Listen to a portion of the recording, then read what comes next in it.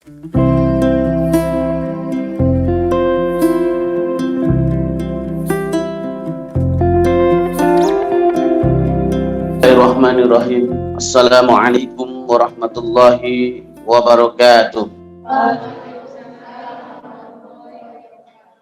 Alhamdulillahirabbil alamin. Allahumma shalli wa sallim wa barik ala sayyidina Muhammadin wa ala alihi washabihi ajmain. Amma ba'du.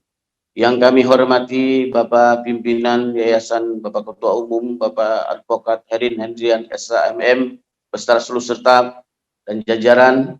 Yang kami hormati para donatur kami, baik yang terlibat dalam acara ini maupun yang ada di rumah dan di seluruh tanah air dan di berbagai negara. Dan juga yang kami sayangi anak-anakku yatim binaan di seluruh wilayah binaan kami. Dan juga kepada seluruh kru panitia, kami mengucapkan terima kasih atas persiapannya yang cukup bagus.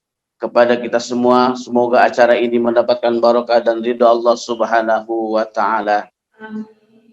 Pada kesempatan ini, saya akan sampaikan hikmah daripada peringatan Muharram. Peringatan Muharram berawal daripada peringatan hijrah. Peristiwa hijrah adalah peristiwa yang sangat besar dalam sejarah Islam. Kita harus paham bahwa semuanya harus hijrah. Bukan hanya membaca sejarah hijrah, tapi kita harus melakukan hijrah.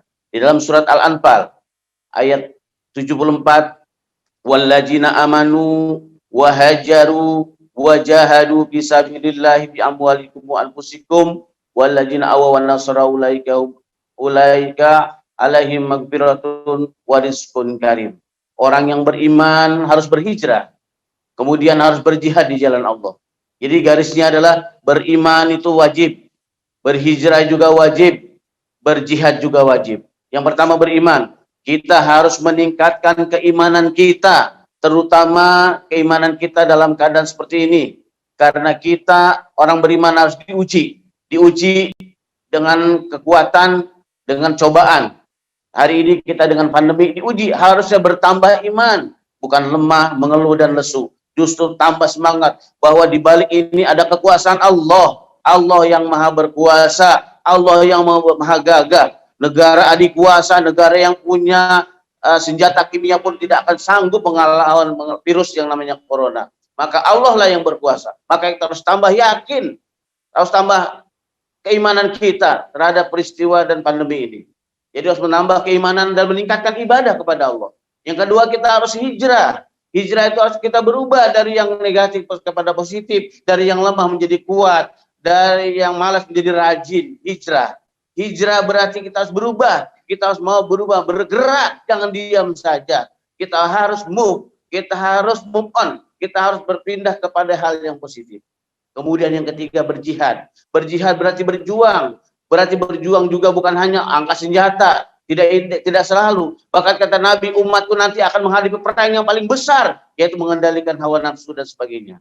Juga di masa seperti ini kita harus terus tetap berjuang, berusaha sekuat tenaga. Yang namanya berjuang itu ayah yang mencari rezeki juga berjuang, berjihad. Seorang ibu yang mengurus anak juga berjihad. Kita menuntut ilmu juga berjihad, bekerja juga berjihad. Tentunya berjihad karena ridho Allah, karena ingin diniatkan kepada Allah, diniatkan ibadah kepada Allah Subhanahu wa Ta'ala. Berjihad, berjuang itu dengan dua unsur, yaitu dengan hartamu, bi amwalikum wa anfusikum, hartamu dan jiwamu. Kalau kita lihat dengan jiwamu, kita sudah bekerja, sudah beribadah, kita sudah bergerak menggunakan fisik dengan harta. Kedua-duanya harus ada. Nggak hanya berjuang secara fisik, tapi juga harta. Badannya juga diimpakkan, hartanya juga diimpakkan. Barang siapa yang diberikan harta yang lebih banyak, tentunya hisabnya akan lebih lama di hadapan Allah. Barang siapa yang dikasih harta sedikit, sedikit, tentunya lebih cepat. Maka bagi kita yang berkelebihan harta, banyaklah bersedekah, karena sedekah adalah mencegah kita dari bahala dan musibah. Kalau kita sering bersedekah, Allah akan ringankan, Allah mudahkan urusan kita semuanya. Makanya banyaklah bersedekah. Karena harta yang menjadi milik kita sebenarnya adalah apabila harta itu sudah sedekahkan, sudah kita infakkan di jalan Allah. Yang masih menjadi milik kita, ya, yang masih ada di kita itu baik uang yang ada di dompet, yang ada di ATM, yang ada di deposito, atau bentuknya rumah, mobil, sawah, itu belum tentu menjadi milik kita. Yang menjadi milik kita apabila sudah berpindah di jalan Allah.